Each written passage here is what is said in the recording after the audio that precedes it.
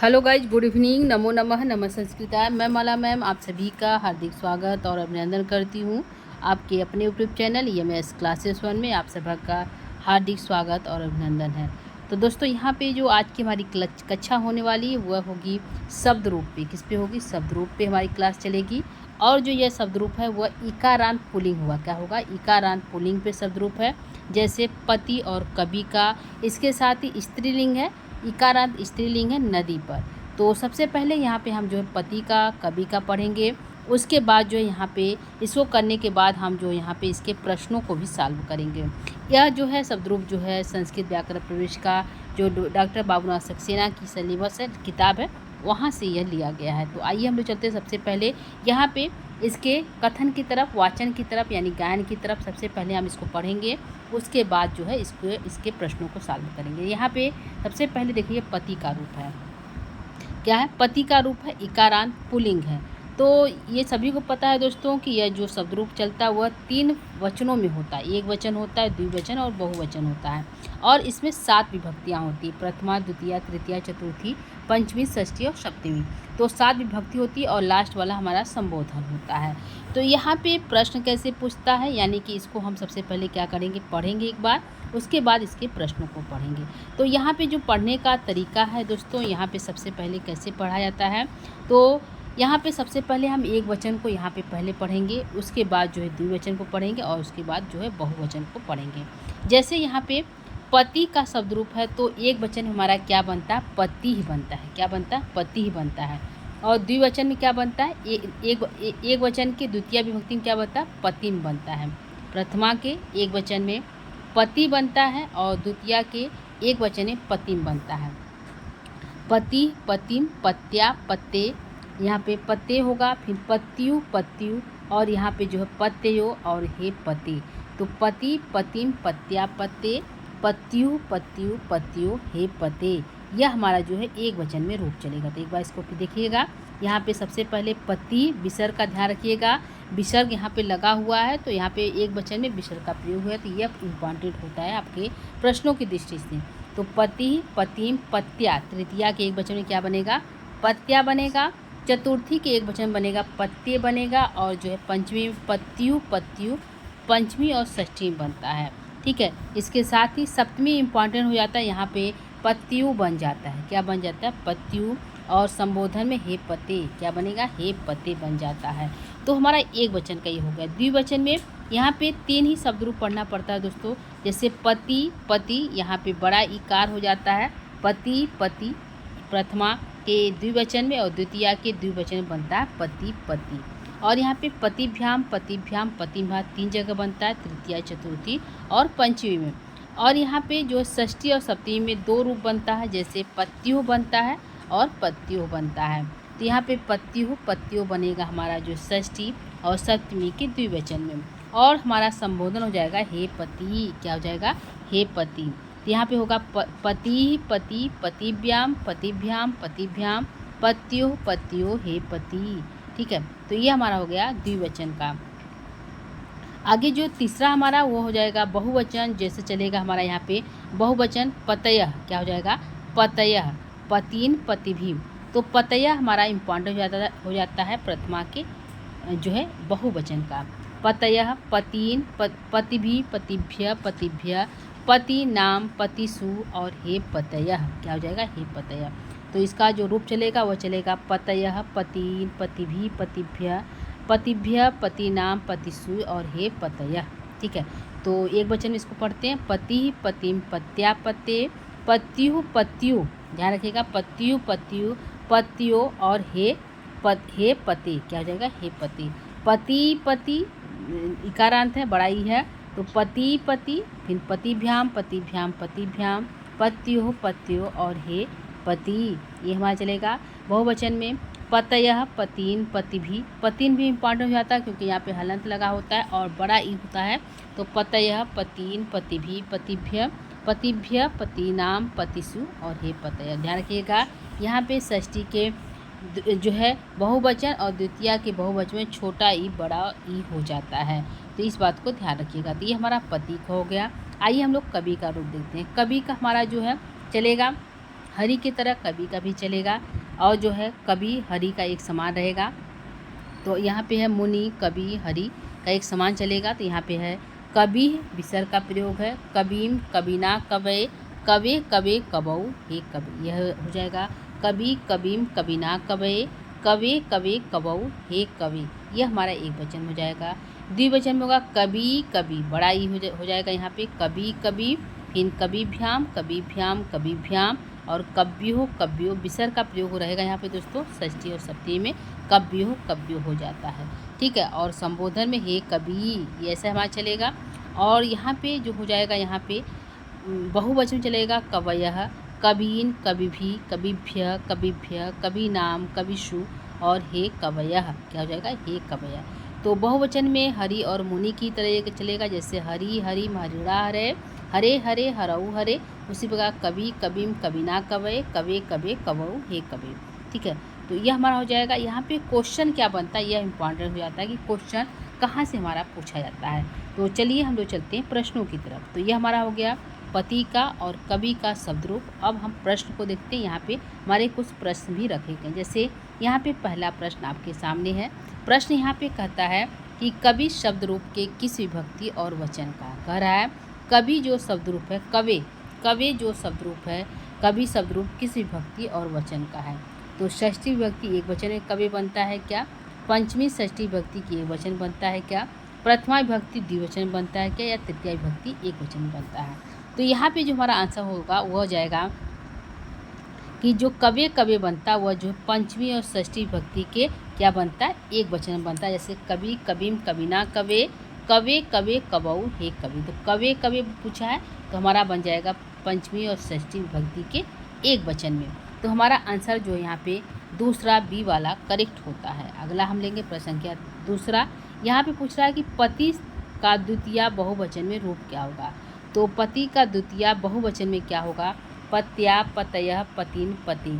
तो हमारा द्वितीय में जो रूप चलता है वो पतयः चलेगा, पतयः चलता है, पतिन चलता है, पतयः, पतिन, पतिभी, पतिभ्य, इस प्रकार से रूप चलता है बहुवचन का। तो पूछा है कि बहुवचन की द्वितीय में क्या बनता है, तो हमारा बनेगा यहाँ पे पतिन बन जाता है। तो प्रश्न संख्या 2 का यहाँ पे सी आंसर करेक्ट होता है। अगला तीसरा प्रश्न लेते हैं। तीसरा प्रश्न कहता है कि पति शब्द का पंचमी और षष्ठी द्विवचन का रूप है। तो यहाँ पे कौन सा रूप है जो पति शब्द का पंचमी और षष्ठी द्विवचन में बनता है। तो यहाँ पे पत्तियों बनेगा क्या, पतयो बनेगा क्या, पत्तियों बनेगा या पते बनेगा। तो यहाँ पे जो आंसर करेक्ट क्या होगा दोस्तों आप लोग बता सकते हैं। प्रश्न संख्या 3 का, तो यहाँ पे प्रश्न संख्या 3 का आंसर हमारा जाएगा पति शब्द का पंचमी और षष्ठी द्विवचन बनेगा पत्तियों, पत्तियों, क्या बनेगा, पत्तियों, पत्तियों बन जाएगा। तो हमारा आंसर यहाँ पे प्रश्न संख्या 3 का ए यानी पहला आंसर सही हो जाता है। चौथे नंबर का प्रश्न यहाँ पे है पति शब्द एक वचन सप्तमी विभक्ति का रूप है।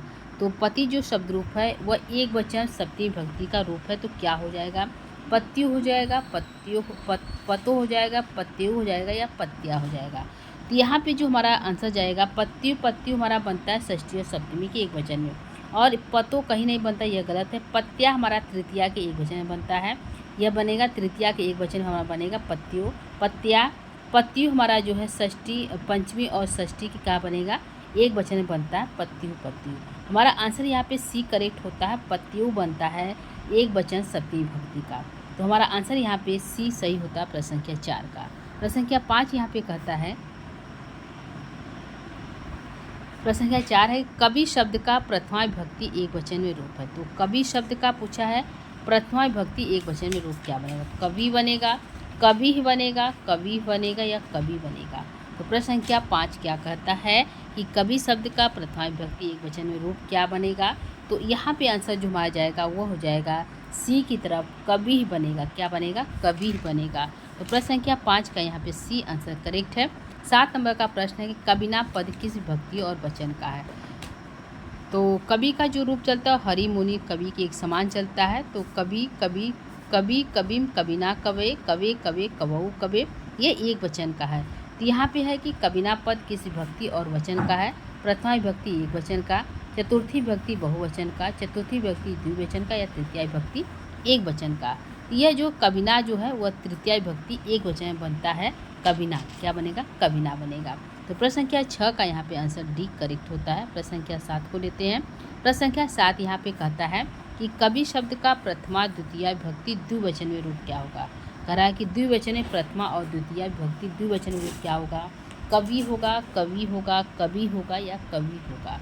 तो द्वितीया पूछा है, द्वितीया विभक्ति का द्विवचन में क्या होगा, कौन सा, प्रथमा और द्वितीया। तो हमारा आंसर यहाँ पे जाएगा प्रश्न संख्या 7 का आंसर की तरफ चलते हैं दोस्तों।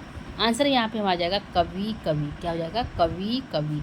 तो प्रश्न संख्या 7 का यहाँ पे ए आंसर हमारा सही होता है। प्रश्न संख्या 8 को लेते हैं। प्रश्न संख्या 8 कहता है पति शब्द का पत्यु रूप कहाँ बनता है। पति शब्द का कह रहा पत्यु रूप कहाँ बनता है। प्रथमा पंचमी षष्ठी विभक्ति द्विवचन में, षष्ठी सप्तमी विभक्ति एक वचन में, चतुर्थी पंचमी विभक्ति बहुवचन में या पंचमी षष्ठी विभक्ति एक वचन में। तो यहाँ पे पत्यु जो रूप बनता हुआ जो है पंचमी और षष्ठी विभक्ति के एक वचन में बनता है। तो हमारा आंसर यहाँ पे डी सही होता है। पंचमी और षष्ठी विभक्ति के एक वचन में पत्यु पत्यु बन जाता है। तो प्रश्न संख्या 8 का यहाँ पे जो है हमारा डी आंसर करेक्ट है। प्रश्न संख्या 9 को लेते हैं। प्रश्न संख्या 9 कहता है कवि शब्द का षष्ठी के द्विवचन में रूप बनेगा। तो कवि शब्द के षष्ठी विभक्ति के द्विवचन में क्या बनेगा। कवि नाम, कव्यो, कव्यो, कबऊ, क्या बनेगा। तो यहाँ पे जो हमारा प्रश्न संख्या 9 का आंसर जाएगा दोस्तों, वह हम आंसर की तरफ चलते हैं। आंसर हमारा यहाँ पे जाएगा कव्यो, कव्यो। तो प्रश्न संख्या यहाँ पे 9 का जो है बी आंसर हमारा सही होता है। कव्यो कव्यो बनता है पंचमी और षष्ठी के द्विवचन में। तो प्रश्न संख्या 9 का यहाँ पे बी आंसर करेक्ट है। प्रश्न संख्या 10 को लेते हैं। प्रश्न संख्या 10 कहता है पत्यु शब्द रूप किस वचन और विभक्ति में बनता है। तो पत्यु जो शब्द रूप बनता है वो कहाँ बनता है। सप्तमी एक वचन में, सप्तमी द्विवचन में, पंचमी एक वचन में, सप्तमी बहुवचन में। तो प्रश्न संख्या 10 का यहाँ पे हमारा आंसर जाएगा पत्यु जो शब्द रूप बनता है वह जो है सप्तमी विभक्ति के एक वचन में बनता है। तो हमारा आंसर प्रश्न संख्या जो है 10 का जो है ए सही होता है। एक वचन बनता है सप्तमी के एक वचन में। अगला प्रश्न है प्रश्न संख्या 11 कहता है प्रथमा चतुर्थी विभक्ति में रूप बनता है। तो प्रथमा चतुर्थी विभक्ति में रूप क्या बनता है। पत्तिया बनेगा क्या, पत्ते बनेगा क्या, पत्तियों बनेगा या पतिम बनेगा। तो यहाँ पे जो हमारा पत्तिया बनता है वह तृतीया के एक वचन में बनता है, ठीक है। और जो पत्ते जो बनता है वो चतुर्थी के एक वचन में बनता है। और पत्तियों जो बनता है वो षष्ठी और पंचमी के एक वचन में बनता है, षष्ठी और पंचमी के एक वचन में बनता है। और पतिम जो है द्वितीया के एक वचन में बनता है। कहाँ बनता है, द्वितीया के एक वचन में बनता है। तो यहाँ पे पूछा कि प्रथमा चतुर्थी विभक्ति में रूप बनता है। तो क्या बनता है, यहाँ बनेगा पत्ते बनेगा, क्या बनेगा, पत्ते बनेगा। तो प्रश्न संख्या 11 का यहाँ पे जो है बी आंसर हमारा सही होता है। अगला लेंगे प्रश्न संख्या आगे की तरफ चलते हैं। यहाँ पे हमारा जो है 11 प्रश्न हो चुके हैं। दो जो है शब्द रूप पढ़ा गया कवि और पति का। अगला जो हमारा यहाँ पे शब्द रूप चलेगा वह चलेगा नदी का। क्या होगा, नदी का शब्द रूप है अजंत इकारांत स्त्रीलिंग है। और यहाँ पे ज्ञान विधि के द्वारा होगा और जो है महत्वपूर्ण प्रश्नों के साथ होगा। तो आइए हम चलते हैं नदी के शब्द रूप की तरफ जो इकारांत स्त्रीलिंग है। तो यहाँ पे सबसे पहले इसमें भी 3 विभक्ति 7 जो है 3 वचन और 7 विभक्तियों में यह रूप चलता है। नदी कोई भी रूप जो है 3 जिसमें 3 वचन और जो है 7 विभक्तियाँ होती हैं। तो यहाँ पे एक वचन में जो हमारा यहाँ पे नदी का रूप है वह है नदी। ध्यान रखिएगा यहाँ पे विसर्ग नहीं है, ऐसा भी पूछता है। और नदी जो विसर्ग के साथ पूछता है, कवि की तरह जैसे कवि हमारा एक वचन पूछा तो विसर्ग लगा, हरि में विसर्ग लगा, तो यहाँ पे नदी में विसर्ग नहीं लगेगा और द्विवचन में यहाँ पे विसर्ग लग जाएगा। तो यह इंपॉर्टेंट हो जाता है नदी। तो नदी जो है कवि की तरह लोग चलाकर जो यहाँ पे एक वचन में कर देते हैं, जो हमारा गलत होता है।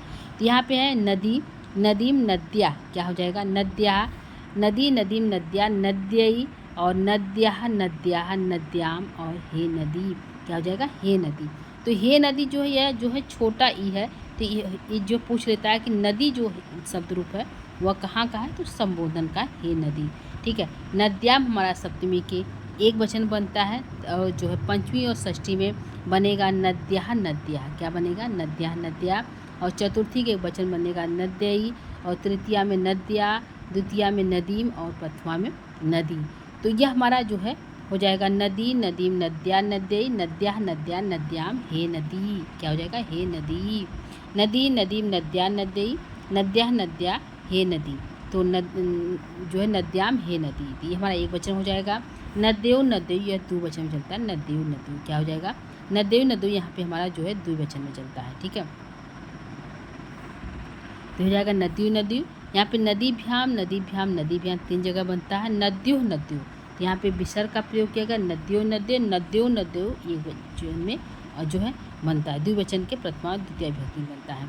तो नद्यो नद्यो और जो हमारा संबंध हो जाएगा हे नद्यो, क्या हो जाएगा हे नद्यो। अगला हमारा है यहाँ पे कि नद्यः नदी नदी भी नद्यः नदी नदी भी नदीभ्य नदी नाम नदीषु और हे नदय हे नद्य।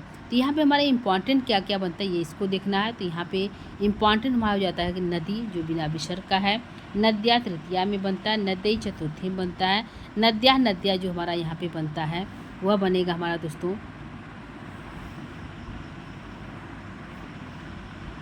एक मिनट,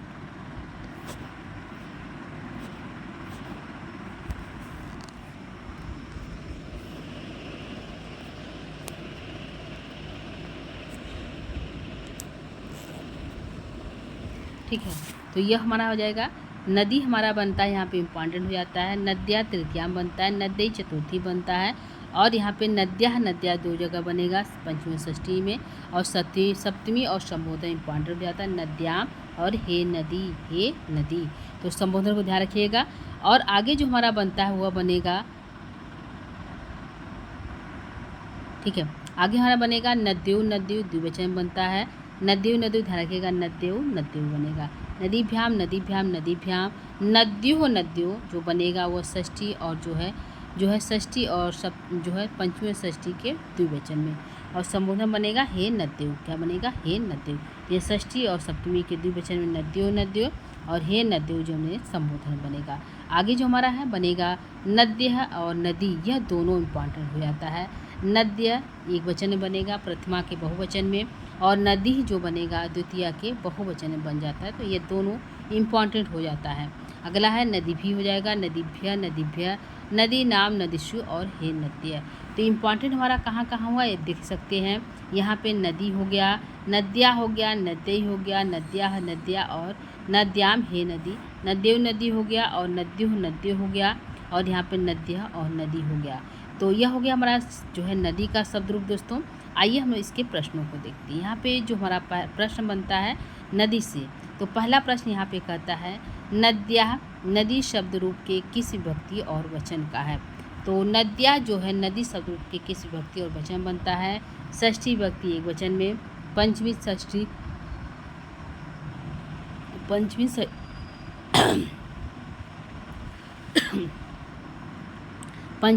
विभक्ति एक वचन में, प्रथमाद विभक्ति द्विवचन में, तृतीया विभक्ति एक वचन में। तो यहाँ पे जो आंसर जाएगा नद्या दो जगह बनता है, पंचमी और षष्ठी विभक्ति के एक वचन में। तो हमारा आंसर यहाँ पे पहले का जो है बी आंसर करेक्ट होता है। अगला प्रश्न संख्या दूसरा कहता है नदी शब्द रूप का द्वितीय बहुवचन में रूप है। तो नदी शब्द का शब्द रूप का द्वितीय बहुवचन में क्या बनेगा, नदी बनेगा, नदी बनेगा या नदी बनेगा। तो यहाँ पे जो हमारा आंसर जाएगा नदी का दोस्तों ध्यान रखिएगा, नदी जो बनता है एक वचन प्रथमा के एक वचन में बनता है, प्रथमा विभक्ति के एक वचन में बनेगा। तो यहाँ पे हम प्रथमा डाल देते हैं, ठीक है, प्रथमा विभक्ति के एक वचन में। तो 1.1 कर देते हैं यहाँ पे 1.1, ठीक है, ध्यान रखिएगा 1.1 हो जाएगा हमारा नदी जो यह संबोधन का है तो संबोधन लिख लेते हैं, संबोधन के एक वचन का है। और नदी जो है ये द्वितीय विभक्ति के जो है बहुवचन का जो है द्वितीय विभक्ति के द्विवचन के बहुवचन में बनता है। तो 2.2 हो गया, नदी ये हमारा जो है एक बनेगा। तो यहाँ पूछा है नदी शब्द द्वितीय का बहुवचन क्या हो जाएगा, तो हमारा हो जाएगा नदी, क्या हो जाएगा नदी हो जाएगा। तो प्रश्न संख्या दूसरे का यहाँ पे पहला जो है सी आंसर करेक्ट है। अगला प्रश्न लेंगे प्रश्न संख्या तीसरे को। यहाँ पे करा नदी शब्द का षष्ठी सप्तमी द्विवचन रूप क्या होगा। तो नदी शब्द का षष्ठी और सप्तमी द्विवचन में क्या बनता है, नद्यो नद्या या नदी। तो यहाँ पे दो जगह बनता है, आंसर की तरफ चलते हैं दोस्तों। प्रश्न संख्या 3 का यहाँ बनेगा नद्यो, क्या बनेगा नद्यो बनेगा। यदि एक वचन प्रथमा विभक्ति या द्वितीय विभक्ति की बात होती है तो नद्यो बन जाता है, थोड़ा सा अंतर है, यहाँ पे नद्यो बन जाता है, ठीक है। तो हमारा आंसर यहाँ पे जाएगा बी की तरफ, नदी शब्द का षष्ठी और सप्तमी द्विवचन रूप बनेगा नद्यो। अगला प्रश्न लेंगे प्रश्न संख्या 4 कहता है नदी शब्द रूप का एक वचन सप्तमी विभक्ति का रूप है। तो नदी शब्द रूप है और पूछ रहा है कि एक वचन सप्तमी विभक्ति का रूप क्या बनेगा, नद्यो बनेगा, नद्याम बनेगा, नदेयु बनेगा या फिर नदीम बनेगा।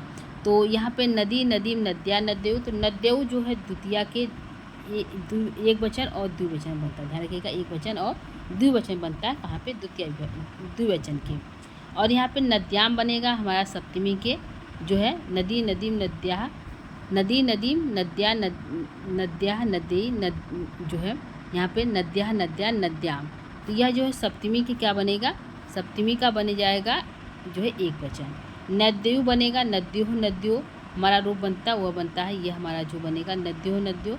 यह भी जो है कह सकते हैं यहाँ पे हलंत लगाकर जो ये हो जाएगा, तो ये हमारा गलत हो जाता है यहाँ पे, तो इसको हम गलत करते हैं। ठीक है, आगे हमारा जो बनेगा, जो यहाँ पे बनेगा अगला जो है यह हमारा बनता है, जो हमारा यहाँ पे पूछा है नदी का सप्तमी एक वचन बनेगा, तो सप्तमी एक वचन हमारा यहाँ बनेगा नद्याम। तो नद्याम को यहाँ पे हम सही कर लेते हैं, आंसर की दृष्टि से हमारा सही होता है नद्यो। यह यदि हलंत होता तो हमारा यह इसके जैसा हो जाता है। नदी में यह जो है द्वितीया के एक वचन में नदी बनता है, तो हमारा आंसर जो यहाँ पे है जो जाएगा बी की तरह, नद्याम होता है सप्तमी के एक वचन में। अगला प्रश्न है नदी शब्द का प्रथमा विभक्ति एक वचन में रूप है।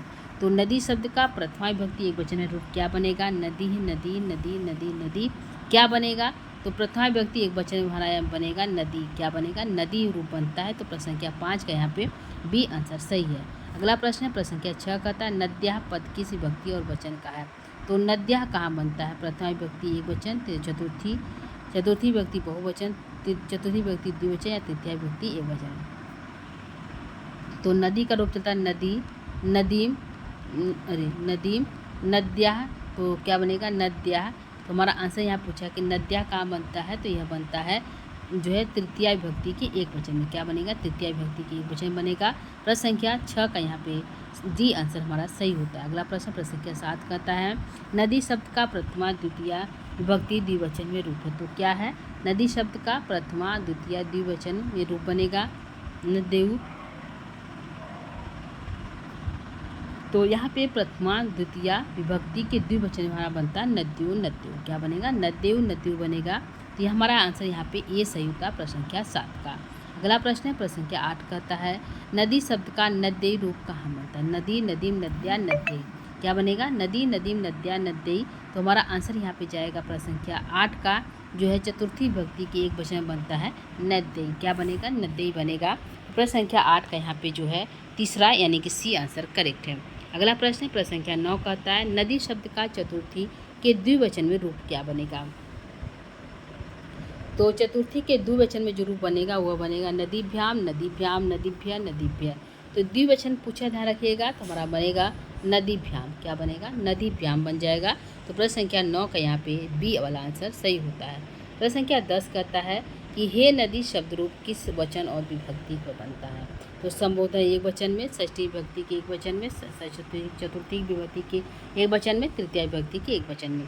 तो हे नदी जो बनता है वह बनता है दोस्तों संबोधन की एक वचन बनता है। तो प्रश्न संख्या 10 का यहाँ पे जो है पहला आंसर सही होता है। तो यहाँ पे दोस्तों 20 प्रश्न यहाँ पे शामिल, कुछ प्रश्नों को यहाँ पे रखा गया शब्द रूप से। शब्द रूप 3 था, एक था पति का, कवि का और एक था नदी का। तो आज की प्रश्नोत्तरी के यही पे हम समाप्त करेंगे। अगला जो शब्द रूप हो जाएगा वो हो जाएगा माता का, जो ऋकारांत स्त्री शब्द रूप है। तो आज के लिए इतना ही रखेंगे दोस्तों, आगे की कक्षा हम पुनः लेकर उपस्थित होंगे अगले दिन। तब तक के लिए दोस्तों नमो नमः, नमः संस्कृता, धन्यवाद। इसके साथ ही यदि आप चैनल पर पहली बार बने हैं दोस्तों तो चैनल को लाइक सब्सक्राइब शेयर जरूर करिएगा। Thank you.